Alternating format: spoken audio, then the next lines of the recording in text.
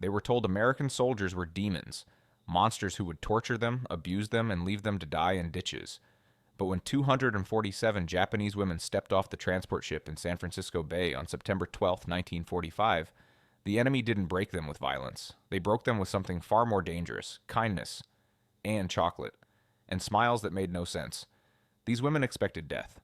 Instead, they got hot showers, beds with clean sheets, and soldiers who opened doors for them. By the third day, the whispers had started in the barracks. "We've never seen men like this." What happened next would shatter everything they believed about enemies, about honor, and about themselves. If stories like this fascinate you, make sure to hit that subscribe button.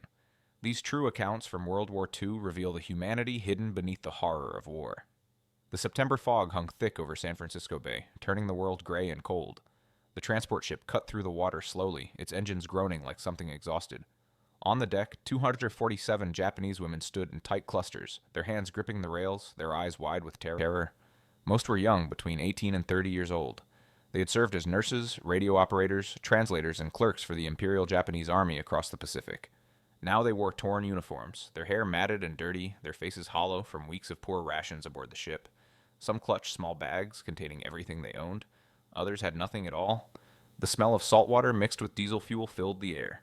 Seagulls cried overhead, circling the ship like vultures. Through the fog, the Golden Gate Bridge emerged slowly, its red towers rising like some impossible dream. The women stared at it in silence. None of them had ever seen anything like it. In Japan, most bridges had been bombed to rubble. Here was a bridge that seemed to touch the sky, untouched, perfect, impossible. "They will kill us when we land," whispered Keiko, a 22-year-old nurse from Osaka.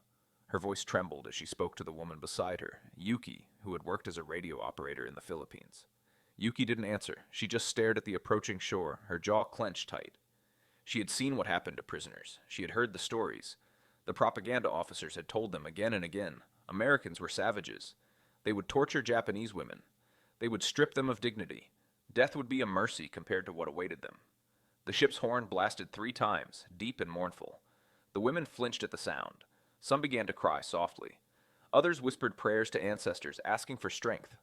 A few stood frozen, unable to move, unable to think, their minds blank with fear. As the ship docked at the military pier, American soldiers appeared on the dock below. Dozens of them standing in loose formations, smoking cigarettes, talking casually among themselves. The women pressed closer to the rails, staring down at these men they had been taught to fear. But something was wrong. The soldiers weren't snarling, they weren't shouting threats, they weren't even pointing their rifles at the ship. They were just standing there, waiting, some of them laughing at something one of their friends had said. One soldier waved up at the ship, a casual, almost friendly gesture. Keiko grabbed Yuki's arm. "Did you see that?" He waved. "Maybe it's a trick," Yuki whispered back, "to make us feel safe before." She didn't finish the sentence. Neither of them wanted to imagine what came after before. The gangway lowered with a metallic clang. American officers appeared at the top of the ramp, clipboards in hand, calling out orders in English that the women couldn't understand. A translator, a Japanese-American soldier, stepped forward and spoke in their language. "You will exit the ship in single file. You will be processed, given medical checks, and assigned quarters. No harm will come to you. You are prisoners of war under the protection of the Geneva Convention." The women looked at each other, confused. Geneva Convention? What did that mean? Keiko had never heard those words before. Yuki had, but only in whispers, never explained. They began to move, slowly, reluctantly, down the gangway. Each step felt like walking toward an execution. The wood creaked under their feet. The fog swirled around them.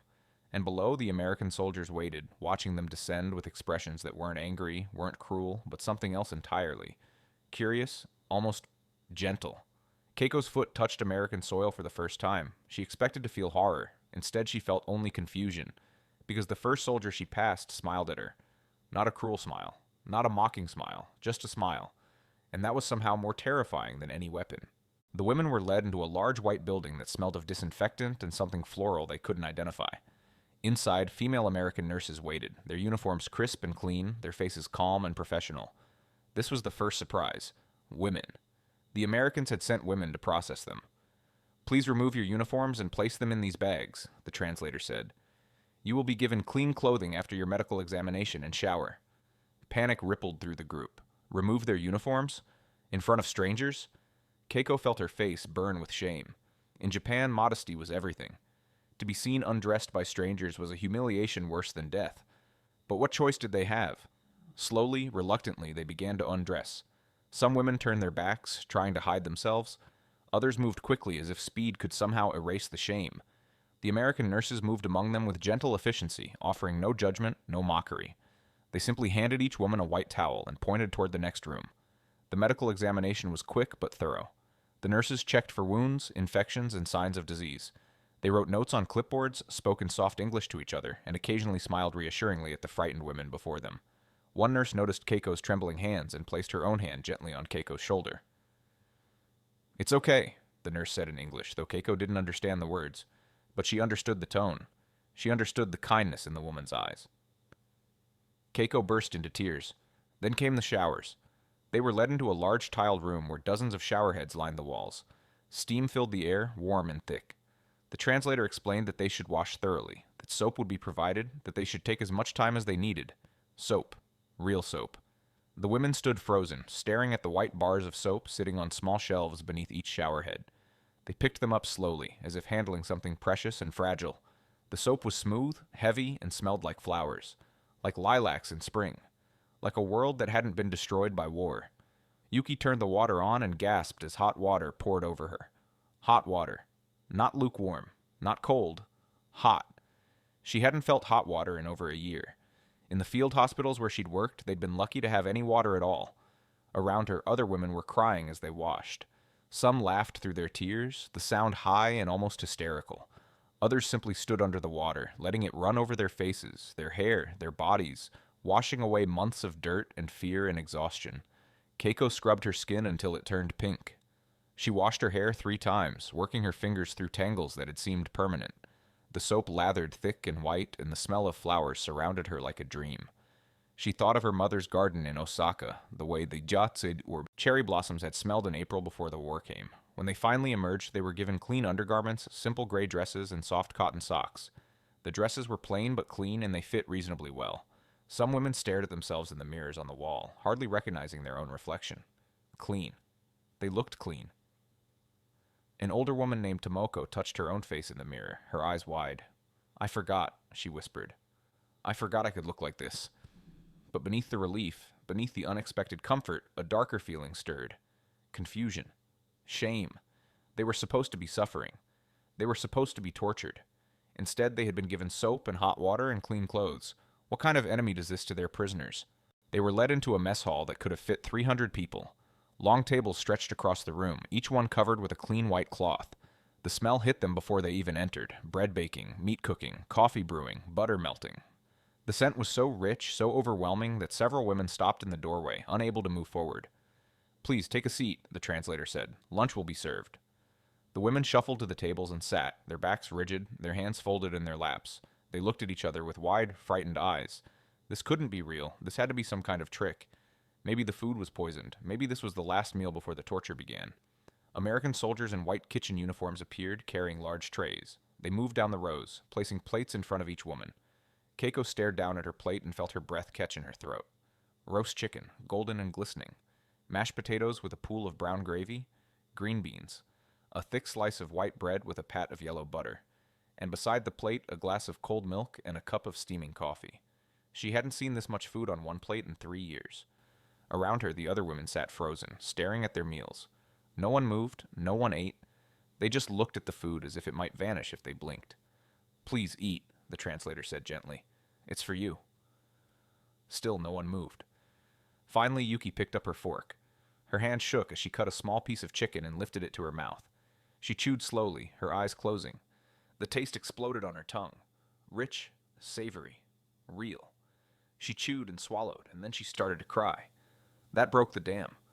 Women all around her began to eat, some slowly and carefully, others frantically, as if the food might be taken away at any moment. Tears streamed down faces as they chewed. Some women laughed between bites, the sound desperate and joyful at the same time. Others ate in silence, their eyes fixed on their plates, their minds unable to process what was happening. Keiko bit into the bread, and the soft texture made her gasp. She had eaten bread made from sawdust and tree bark for the last year of the war. This bread was soft, white, perfect. She spread butter on it with trembling fingers and took another bite. The richness made her dizzy. Across the table, Tomoko was crying so hard she couldn't eat. She held a piece of chicken in her hand, staring at it, her whole body shaking with sobs. "My children," she whispered. "My children are starving in Tokyo, and I'm eating chicken." The guilt hit all of them at once. While they sat here eating roast chicken and mashed potatoes, their families in Japan were picking through rubble for scraps. Their children were eating grass soup. Their parents were dying of starvation in the ruins of bombed cities. And here they were. The enemy was feeding them better than their own country ever had. Some women pushed their plates away, unable to continue.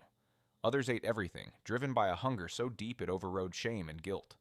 A few ate and cried at the same time, tears falling into their mashed potatoes, their bodies unable to choose between relief and anguish. The American soldiers watched from the edges of the room, their expressions unreadable. A few looked uncomfortable, shifting their weight from foot to foot. One young soldier whispered to another, "They're crying. Should we do something?" "Just let them eat," the older soldier replied quietly. "They'll be okay." But would they? Keiko wasn't sure. She wasn't sure of anything anymore. The enemy was supposed to be cruel. The enemy was supposed to hate them. But this felt like something else entirely, and that was the most frightening thing of all. After the meal, the women were led to their barracks. They walked in a daze, their bellies full for the first time in months, their minds struggling to make sense of everything.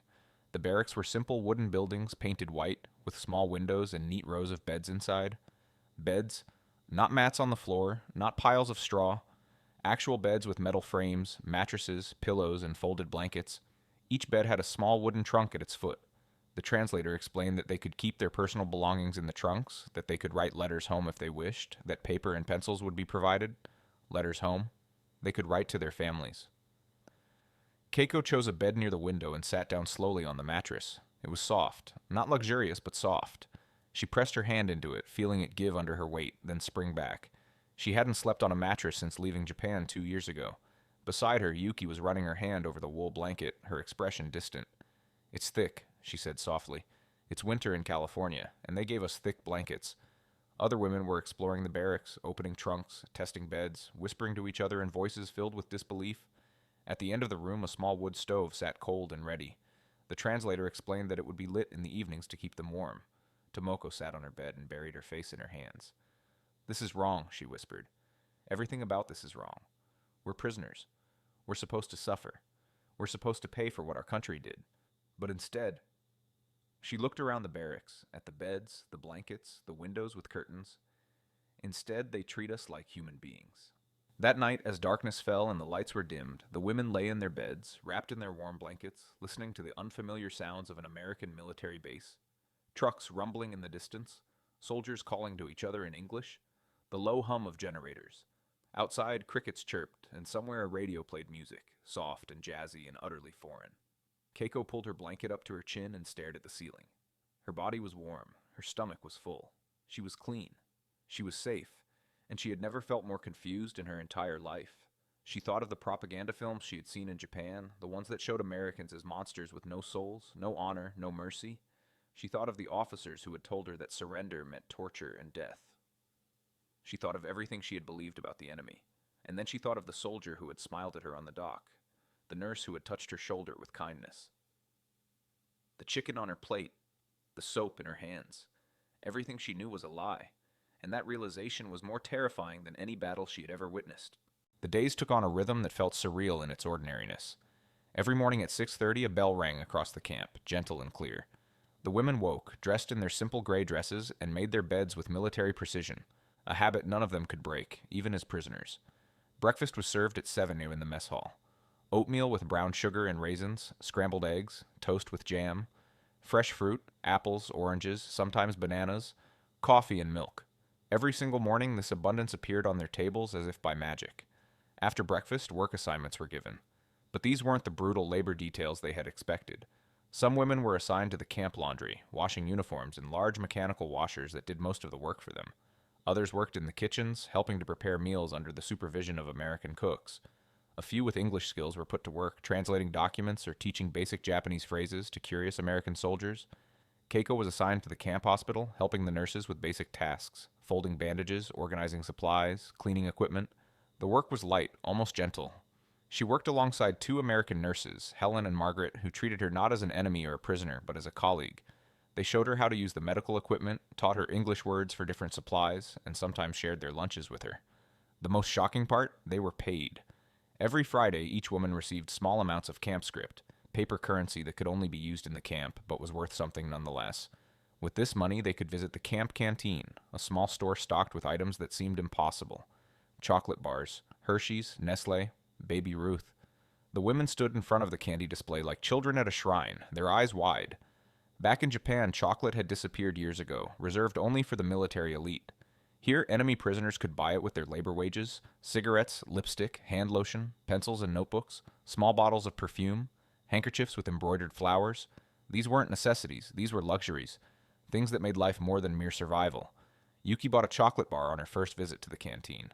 She carried it back to the barracks like a treasure, unwrapping it slowly, breaking off one square at a time. The sweetness melted on her tongue, and she closed her eyes, savoring it. "I'm eating chocolate," she whispered to Keiko. "We're prisoners of war, and I'm eating chocolate." The routine continued. Lunch at noon, always hot, always substantial. Dinner at 6 and with meat at nearly every meal. In between, there were breaks, rest periods, even time for recreation. The Americans had set up a small library in one of the buildings, stocked with Japanese books they had somehow acquired. The women could check out books, read in their free time, discuss stories, with each other. On Sundays, there was no work. The women could rest, write letters, or attend religious services if they wished. A Buddhist chaplain visited once a month, and Christian services were available every week. The Americans accommodated both. This routine, this strange, gentle, almost domestic routine, began to wear down their resistance more effectively than any torture could have. Their bodies grew stronger. Color returned to their cheeks.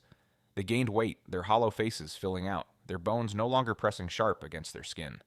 But with physical health came mental turmoil, because every day of comfort was also a day of guilt. Every meal was a reminder that their families were starving. Every bar of chocolate was a betrayal of everyone suffering back home, and yet they couldn't stop accepting it. They couldn't refuse the food, the warmth, the small kindnesses. They were trapped not by barbed wire, but by the paradox of an enemy who treated them better than their own country ever had. At night, the women gathered in small groups in the barracks, speaking in low voices, trying to make sense of it all. Some clung desperately to their old beliefs, insisting that this kindness was a trick, that the Americans were only being nice because they wanted information or cooperation. Others had begun to question everything they had been taught. The war was over. Japan had lost. And in losing, they had discovered something that shook them to their core. The enemy was not what they had been told. The enemy was something far more complicated, far more human, and far more frightening because of it. The letters from home arrived slowly, sometimes taking weeks or months to reach the camp. They came in thin envelopes, the paper worn and fragile, the handwriting shaky and desperate. Each letter was like a knife to the heart. Keiko's first letter from her mother arrived in late October. She sat on her bed in the evening light and opened it with trembling hands. The paper was so thin she could see through it. Her mother's handwriting, once elegant and precise, now wandered across the page in uneven lines. "My dear Keiko, we received word that you are alive and a prisoner in America. This brings me both relief and sorrow. Relief that you live, sorrow for what you must endure. Tokyo is gone. Our house is rubble. Your father and I live in a shelter made from sheets of metal. We eat once a day if we are lucky. Today we had rice water and a few leaves of cabbage. Your little brother grows thinner each week. He asks about you constantly. He remembers you bringing him sweets before the war. There are no sweets now. There is hardly anything. But we are alive, and that is enough. I hope you are being treated fairly. I hope you are not suffering too much. We pray for you every night. Your loving mother." Keiko read the letter 3 times, her hands shaking harder with each reading. Then she folded it carefully and placed it in her trunk. That night she couldn't eat dinner. She stared at the roast beef and carrots on her plate and saw her little brother's thin face. She pushed the plate away and went back to the barracks. She wasn't alone. All around her, women were receiving similar letters. Letters describing starvation, homelessness, desperation. One woman's husband had died of malnutrition. Another's parents had been killed when their neighborhood was firebombed. A third received word that her children had been sent to live with relatives in the countryside because there was no food in the cities. The contrast became unbearable. Here in California, the camp was surrounded by abundance. Beyond the fences, American towns bustled with life. Stores were open and full of goods. Children played in parks. Families drove cars down clean streets lined with houses that had never been bombed. The women could see it when they were taken outside the camp for work details. Life continuing, normal and untouched, as if the war had happened on another planet. Yuki worked in a field one day, harvesting vegetables alongside other prisoners. At lunchtime, the American guard supervising them opened his metal lunchbox and shared his sandwiches with the women. He did this casually, as if it were nothing. Ham and cheese on white bread, wrapped in wax paper. He handed out sandwiches like a man feeding birds in a park. My wife makes extra, he explained through the translator. She knows you girls are hungry. His wife, a woman he had never met, had made sandwiches for enemy prisoners because she thought they might be hungry. Yuki took the sandwich with both hands, bowing, deeply, tears streaming down her face. That night she wrote in a journal she had started keeping. The guard's wife sent sandwiches. She doesn't know us. We were her enemies. Her country fought ours, and people died because of that. But she sent sandwiches. How am I supposed to hate people like this? How am I supposed to remain loyal to an empire that let me starve while the enemy feeds me? The physical transformation was impossible to hide. The women looked healthier than they had in years. Their skin glowed, their hair shone. They had flesh on their bones again. When they caught their reflections in windows or mirrors, they hardly recognized themselves. Tomoko stood in front of a mirror in the washroom one morning, staring at her own face. I look like I did before the war, she whispered. I look healthy. I look fed. She touched her cheek, feeling the softness there, the absence of sharp bone. Then she thought of her children's gaunt faces in the last photograph she had received, and she turned away from the mirror, unable to look at herself anymore. The guilt was crushing. To be well fed while your family starved. To sleep in a warm bed while your parents lived in rubble. To eat chocolate while your children foraged for grass to boil in water. This was a torture more sophisticated than any beating. This was the torture of being shown mercy when you believed you deserved punishment, of being treated with dignity when you expected cruelty, of discovering that everything you had been taught about honor, sacrifice, and enemies was a lie, and the lie cut deeper than any blade. It was the small moments that undid them, the casual kindnesses that made no sense, the brief encounters that cracked open their carefully constructed walls of hatred and fear. Keiko was carrying a stack of folded linens to the hospital one afternoon when she tripped on an uneven floorboard. The linens flew everywhere, white sheets scattering across the hallway floor. She dropped to her knees immediately, scrambling to gather them, her face burning with shame. In Japan, such clumsiness would have earned her a sharp rebuke, maybe worse. But instead of anger, she heard laughter. Not mocking laughter, but warm, gentle laughter. She looked up to see one of the American doctors, a young man named Captain Miller, grinning at her as he knelt down to help. Happens to everyone, he said in English, which she didn't understand. But his tone was clear. He wasn't angry. He wasn't even annoyed. He was just helping. Together they gathered the sheets. When they were done, he handed her the stack and gave her a mock salute, still smiling. Then he walked away, whistling a tune she didn't recognize. Keiko stood in the hallway for a full minute, holding the sheets, trying to understand what had just happened.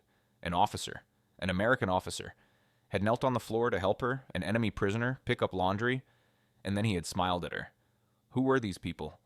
Another day, Yuki was walking back from the fields when she heard music. She followed the sound to an open window in one of the American barracks. Inside, a group of young soldiers were gathered around a phonograph, listening to a jazz record and laughing.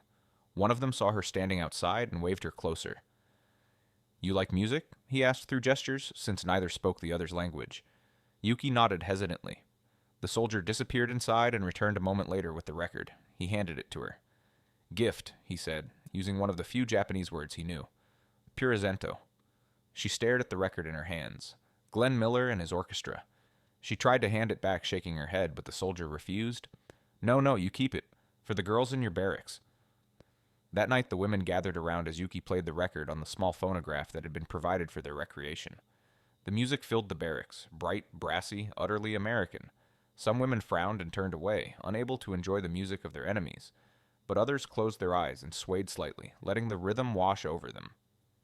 Music was music, regardless of where it came from. The most powerful moment came in November, when the first cold snap hit California. The women woke one morning to frost on the windows and their breath visible in the air. They huddled under their blankets, dreading the cold that they knew would seep into their bones. But at breakfast, the American commander made an announcement through the translator. We've ordered additional blankets and warm coats for all. Prisoners, they should arrive by next week. In the meantime, we've increased the coal for your stoves. Stay warm. That was all. No fanfare, no expectation of gratitude, just a simple statement that they had noticed the cold and were taking care of it. Tomoko sat at breakfast with tears streaming down her face. They notice when we're cold, she whispered to the women around her. The enemy notices when we're cold and brings us blankets. She thought of the winter her family had spent in Hiroshima 2 years earlier, before the bomb, when they had burned furniture to stay warm because the military had requisitioned all the coal. She thought of her children's blue lips and shivering bodies. She thought of how her own government had looked at its citizens and seen nothing but resources to be used and discarded. And here was the enemy, bringing blankets because prisoners might be cold. The cognitive dissonance was unbearable. And it was in these small moments, the doctor helping with laundry, the soldier giving away his music, the commander ordering blankets, that their worldview began to crumble completely. Because how do you hate someone who treats you like a human being? How do you maintain your loyalty to a cause when the enemy shows you more care than your own leaders ever did? These questions haunted them, and there were no good answers. By December, the internal war raging within each woman had become more brutal than any external battle they had witnessed. Keiko lay awake most nights, staring at the dark ceiling of the barracks, her mind spinning in circles that never reached a conclusion. During the day, she worked in the hospital, helping the American nurses with their tasks. She had learned enough English now to understand basic commands and even engage in simple conversations. Nurse Helen had started teaching her medical terms, patiently repeating words until Keiko could pronounce them correctly. Yesterday, Helen had squeezed Keiko's shoulder and said, "You're a natural at this. You should be a nurse after the war." After the war. As if there was an after. As if Keiko had a future beyond this barbed wire, beyond this strange limbo of being an enemy who was treated like a guest. At night, she pulled out her mother's letters and read them by flashlight under her blanket. The words never changed, but they cut deeper each time. Hunger, cold, desperation. Her little brother growing weaker. Her father coughing blood because he had given his food ration to the children. And here she was, gaining weight, learning English, being called a natural by an American nurse. The guilt was physical. It sat in her chest like a stone, making it hard to breathe. Every bite of food she took felt like a betrayal. Every warm night in her bed felt like a crime. She was living better than she ever had in Japan, better than most Japanese civilians had lived even before the war, and she was doing it in enemy captivity. What did that make her? A survivor? A traitor? Both? Neither? Yuki's struggle was different, but equally painful. She had been a dedicated patriot, a true believer in the Emperor and the cause of Greater East Asia. She had volunteered for military service, had believed every word of the propaganda, had been willing to die for Japan. But now every belief she had held was cracking apart. She had been told that Americans were racist, that they would treat Japanese people as subhuman. Yet every day she saw American soldiers treating them with a casual respect that made no sense within her worldview. She had been told that American culture was shallow and corrupt, yet she found herself humming the jazz melodies she heard on the radio. She had been told that surrender meant dishonor worse than death. Yet here she was, alive, clean, healthy, and the dishonor she felt had nothing to do with surrender and everything to do with how comfortable she had become. One evening she sat in the barracks with her journal open, trying to write her thoughts, but the words wouldn't come. How could she explain this to herself, let alone anyone else? Finally, she wrote, "I have become the enemy, not because I am being held by Americans, but because I have started to see them as human. And in seeing them as human, I have betrayed everything I was taught. But if what I was taught was a lie, then what was I loyal to? What did I sacrifice for? And if the sacrifice was for nothing, then what am I?" The question hung there on the page, unanswered and unanswerable. Around them, other women were experiencing their own private crises. Some dealt with it by doubling down on their hatred, refusing to speak to the Americans, eating their food in bitter silence, taking the comfort but rejecting any human connection. These women sat apart from the others, their faces hard, their eyes cold. They would accept survival, but nothing more. Others went in the opposite direction, embracing their new reality with an enthusiasm that bordered on desperation. They learned English eagerly, laughed at the soldiers' jokes, listened to American music without guilt. They seemed to shed their Japanese identity like an old coat, wrapping themselves in American approval as if it could protect them from the darkness of what they had lost. But most women existed somewhere in between these extremes, torn, conflicted, unable to fully embrace either position. They were caught in a psychological no man's land, too changed to return to who they had been, but too Japanese to fully accept who they were becoming. The Americans, for their part, seemed oblivious to this internal struggle. They saw prisoners who were adjusting well, who were healthy and cooperative and even friendly. They didn't see the midnight tears, the guilt-ridden journals, the whispered conversations about loyalty and betrayal. Or maybe they did see it and simply didn't know what to do about it. Because how do you help someone whose entire worldview is collapsing? How do you comfort someone whose suffering comes not from cruelty but from kindness? The debates started quietly, in whispers after lights out. But as weeks passed, they grew louder, more heated, more desperate. The women needed to make sense of what was happening to them, and the only way to do that was to talk about it, to argue about it, to wrestle with it together. "We are still Japanese," insisted Fumiko, a former translator who had worked in the Philippines. She was one of the hardliners, refusing to learn English, refusing to smile at the Americans, eating her meals with her back to the guards. "Nothing they do changes who we are. They feed us because the Geneva Convention requires it, not because they care. This is all political theater. When we return to Japan, we will be judged by how we maintained our dignity in captivity." "What dignity?" Yuki shot back. Her voice was sharp, bitter. We were sent to war by men who promised us victory and glory. They gave us neither. They gave us starvation and defeat. And now the enemy feeds us, clothes us, treats us like human beings, and we're supposed to feel ashamed of that? I'm done being ashamed. You're being brainwashed, Fumiko snapped. This is exactly what they want, to make us forget who we are, to make us grateful, to make us complicit. Complicit in what? Keiko asked quietly.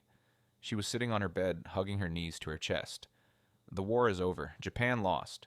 What exactly are we being complicit in by accepting food and shelter? In our own humiliation, Fumiko said. In the narrative that America is the merciful victor and we are the grateful defeated. In the lie that they are better than us. Maybe they are better than us, said a young woman named Sachiko. She was only 19, had been a clerk in a medical unit. Maybe not better, but different. I was taught that Americans had no honor, no respect for human life. But I've seen more respect here than I ever saw in the Imperial Army. I watched officers beat soldiers for minor infractions. I watched commanders send men to certain death and call it glory. Here I see soldiers who joke with each other, who treat their officers like human beings, who follow orders but don't worship them. That's not weakness. That's something else. It's democracy, Tomoko said softly.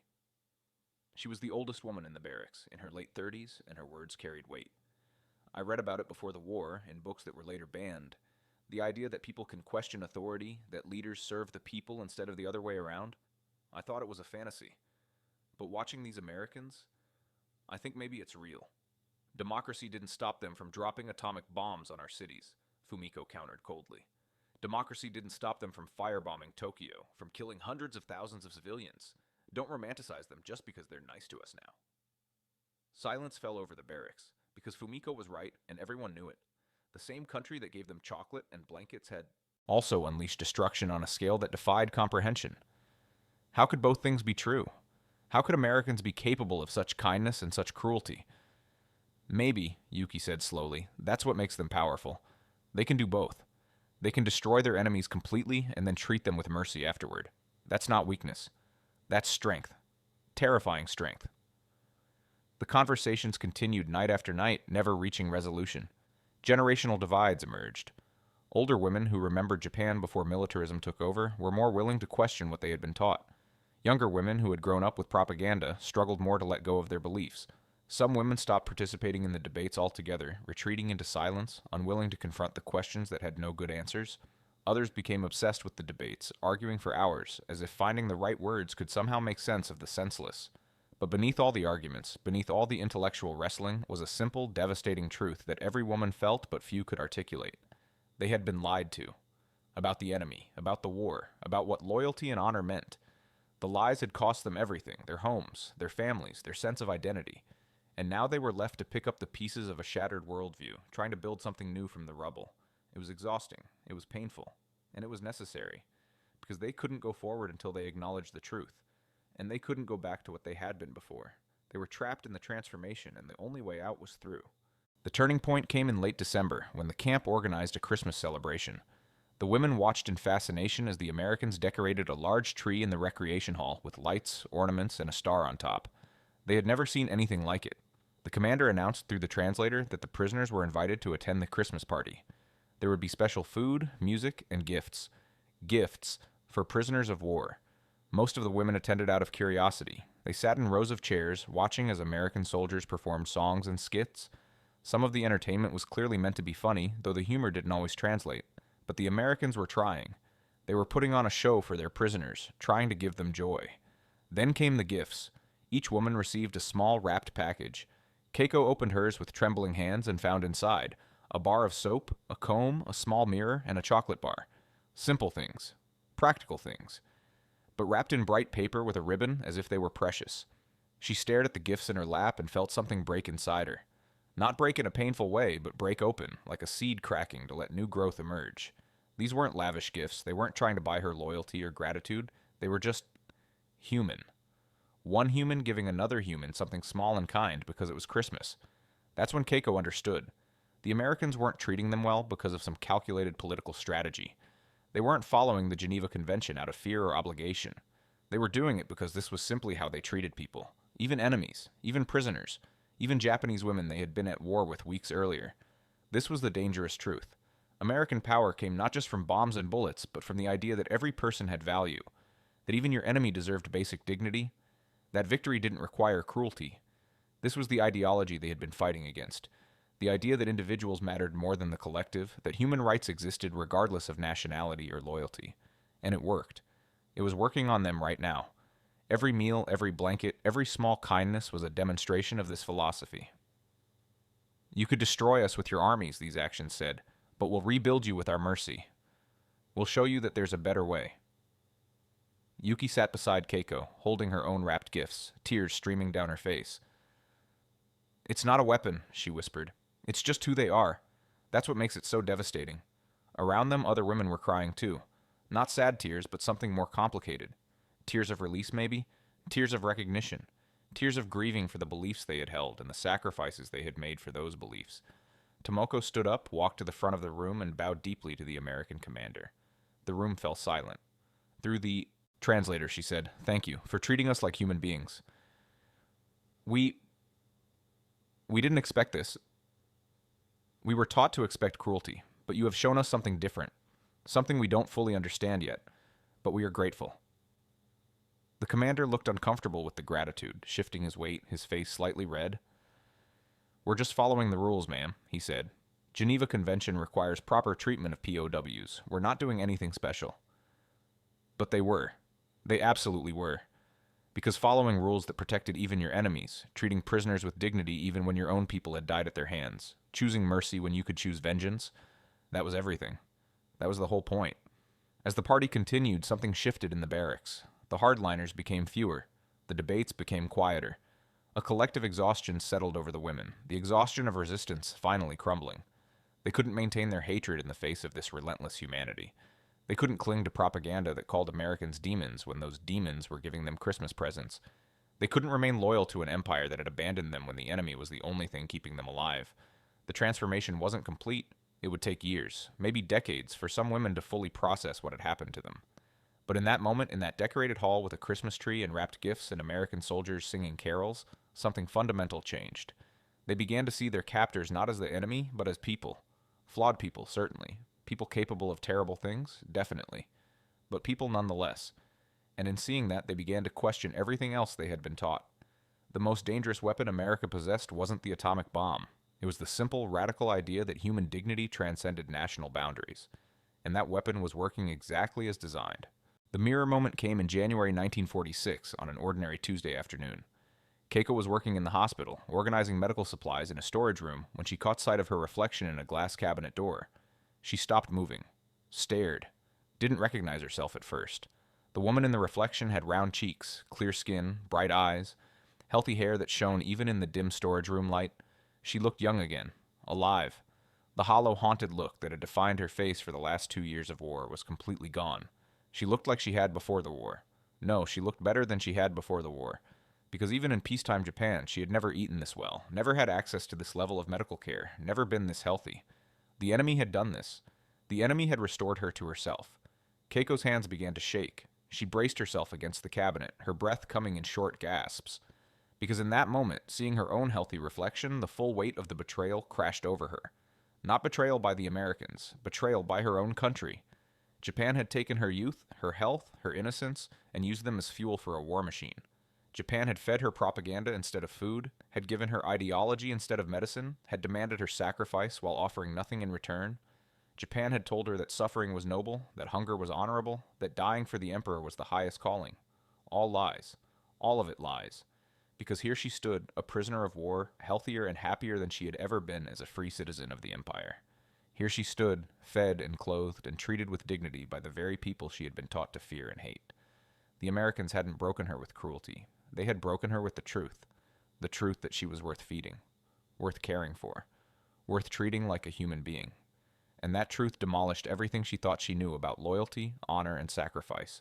She slid down to the floor, her back against the cabinet, and sobbed. Not quiet tears, but deep, wrenching sobs that came from somewhere primal and wounded. She cried for the girl she had been, who had believed the propaganda.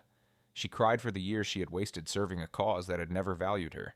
She cried for her family still suffering in Japan, still trapped in the lie.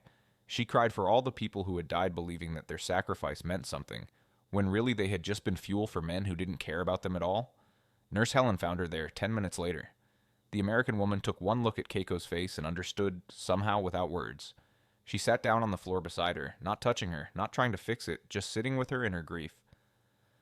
It's okay, Helen said softly, even though Keiko barely understood English. It's okay to be angry. It's okay to feel betrayed. You were lied to. You have every right to grieve for that. Keiko looked at her through tear-blurred eyes. This woman, this American woman who had every reason to hate her, whose country had been at war with hers, who had probably lost friends or family to Japanese bullets, was sitting on a hospital floor, offering comfort to an enemy prisoner who was having a breakdown. And in that moment, Keiko's worldview didn't just crack. It shattered completely. She understood now. This was what democracy looked like. This was what it meant to believe that every individual had inherent worth, regardless of which side of a war they were on. This was the philosophy that Japan had been fighting against, the idea that human rights weren't granted by emperors or earned through sacrifice, but simply existed because humans existed. Japan had lost the war. But more than that, Japan's entire ideology had been proven hollow. Because when you put the two systems side by side, one that treated humans as tools for the state, and one that recognized humans as individuals with dignity, the difference was undeniable. She thought of her little brother in Tokyo, starving. She thought of the American soldier yesterday who had shared his lunch with her. She thought of the emperor in his palace, untouched by the suffering of his people. She thought of the American commander ordering extra blankets for cold prisoners. The comparison was devastating and undeniable. That evening, Keiko stood in the barracks and spoke to the assembled women. Her voice was quiet but steady. I saw myself in a mirror today, she said. I looked healthy. And I realized that I look better now, as a prisoner, than I ever did as a free citizen of Japan. And that's not because America is perfect, it's because Japan failed us. Completely and utterly failed us. She looked around the room at faces both sympathetic and resistant. I'm not saying we should forget who we are. I'm not saying we should become American. But I am saying that we need to acknowledge the truth. We were lied to. About the war, about the enemy, about what our country was fighting for. And until we acknowledge that, we can't move forward. Silence filled the barracks. Then slowly, one by one, women began to nod. Some cried, some looked away, but most nodded. Because they had all seen themselves in mirrors. They had all felt the cognitive dissonance of being healthier in captivity than in freedom. They had all wrestled with the same devastating realization.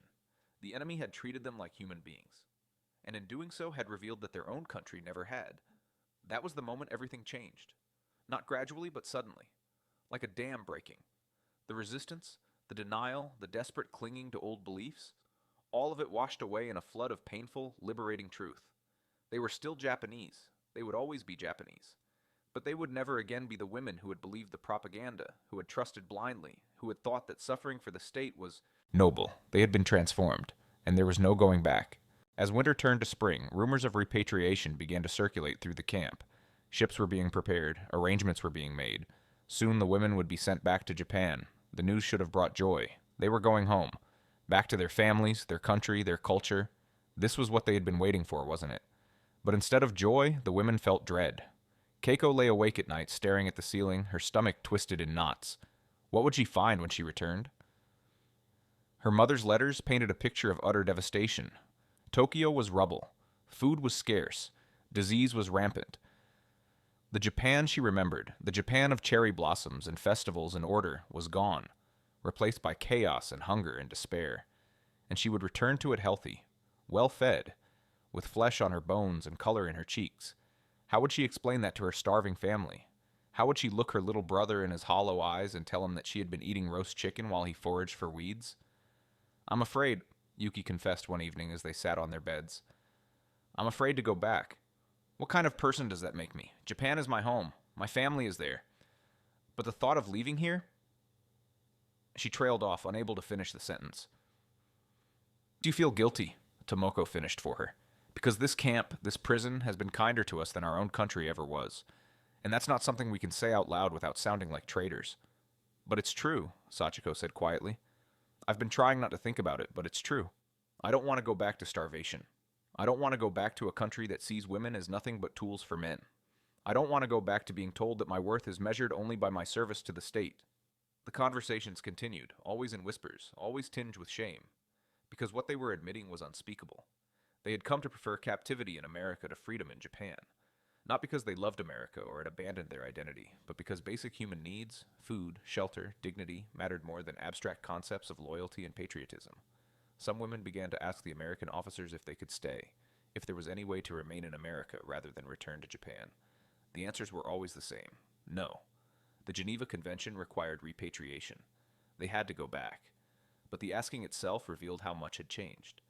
These women, who had been taught that death was preferable to dishonor, were now begging to stay with their former enemies rather than return to their homeland. The propaganda had said that Americans would break them, and in a way, the propaganda had been right. But the breaking hadn't come through cruelty, it had come through something far more powerful: the simple demonstration that there was a better way to live. The ships departed in April 1946. The women stood on deck, watching San Francisco Bay disappear behind them, the Golden Gate Bridge shrinking on the horizon. Many cried. Some waved goodbye to the American guards on the pier who had come to see them off. The journey across the Pacific took 3 weeks. The conditions weren't as comfortable as the camp. The ships were crowded and the seas rough, but they were fed regularly and treated with basic dignity. Nothing like the nightmare voyages of the war years. When the Japanese coast finally appeared on the horizon, the women crowded the rails, straining to see their homeland.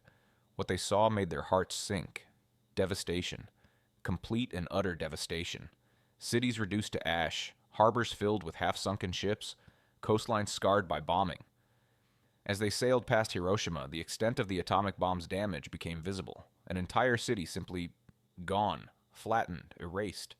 They docked at Yokohama, and the reality hit them with full force.